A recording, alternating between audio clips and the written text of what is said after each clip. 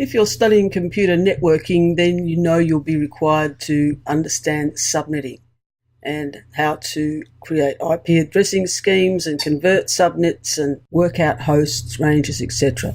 And part of that process is being able to convert a binary number to a decimal number. Binary is a base 2 numbering system. And so to be able to convert numbers, you do need to understand the powers of 2.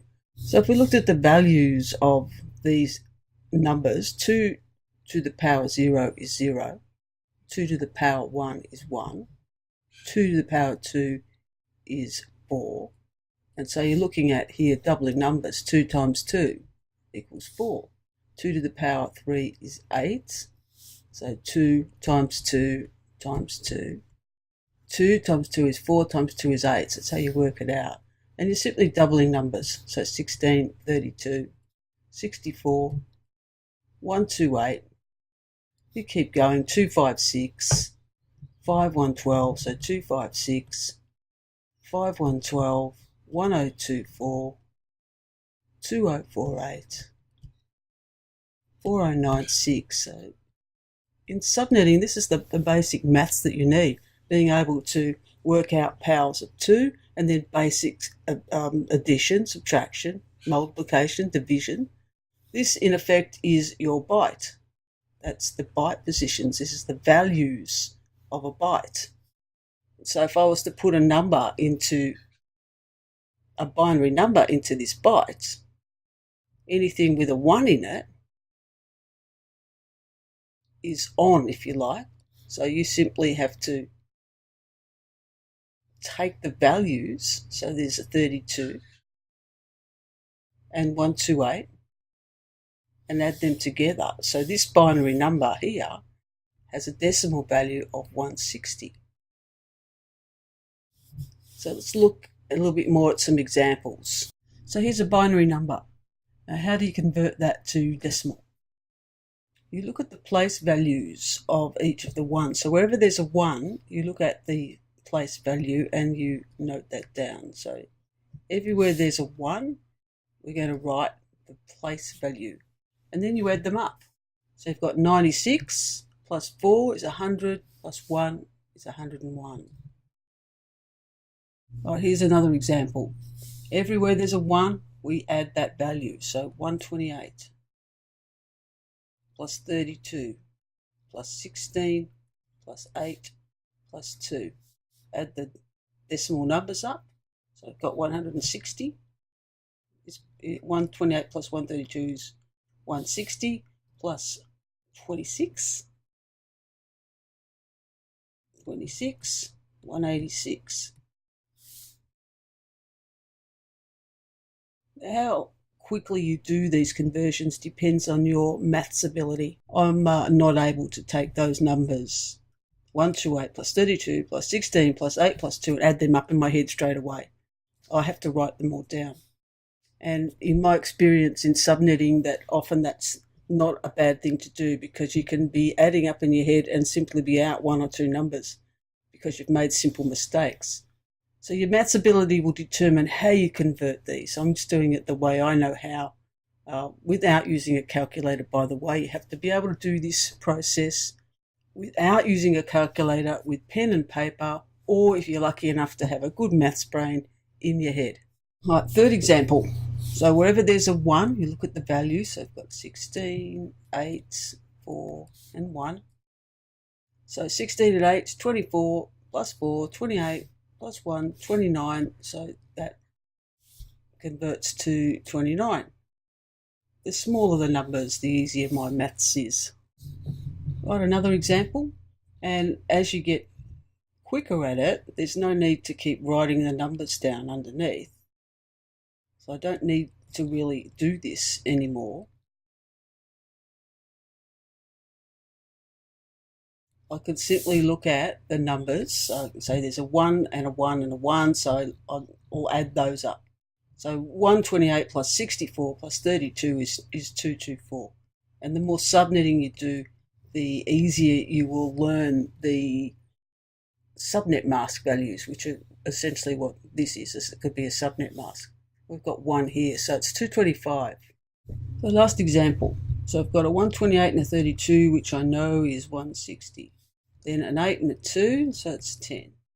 So this one is 170.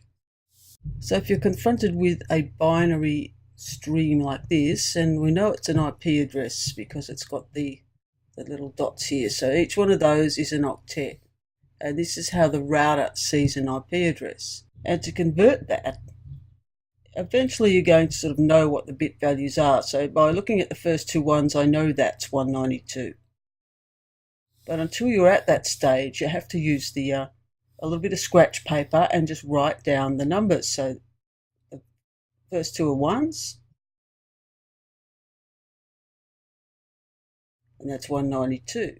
Because we look at the values, 128 plus 64 is 192. So the first octet is 192. Now take the second binary number, put it into your scratch paper. So I've got 128 plus 32, so it's 160, and an 8, so it's 168. So if you're doing this in an exam, you need to be able to do it quite quickly. So the more you practice, the faster you can get, even if it means writing numbers out like I'm doing over here, writing the numbers out. So that's 168. The third one,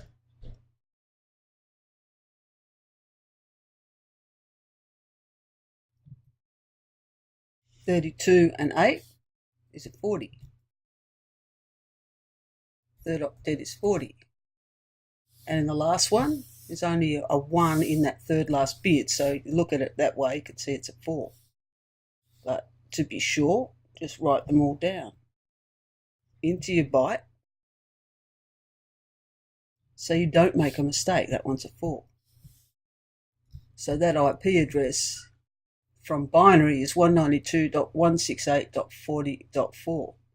It's very easy to make a mistake by simply looking at that octet and thinking, oh, I think that's a 4, and maybe it's an 8 because you've miscounted all the zeros. So until you get experienced at it, it's the best thing I've found when I've been teaching students is to write them down. When you're working out subnet masks, you can create a little table like this to learn, and the more subnetting you do, the easier it is to recognize bit patterns. So if you were doing a subnet mask, which was 255.255.248.0, the 255 is just all ones. And so if you put all ones in this chart, and then you look up at the bit positions at the top and you add them all up, and that is 255. 248, if we come down here, 248 means that the first 5 bits are ones, are on, and the last 3 bits are zeros, have no value. So adding up the first 5 is 248. And so when you have to work out a subnet mask in binary, then you use this little table. And one of the things that I always write down when I go into an exam is this table. So let's just finish off the table.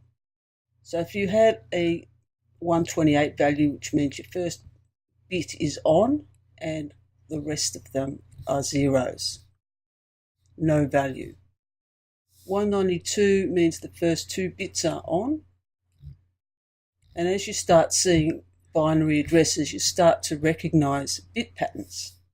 So 1 and 1 I know is 192. 224, the first 3 bits are on.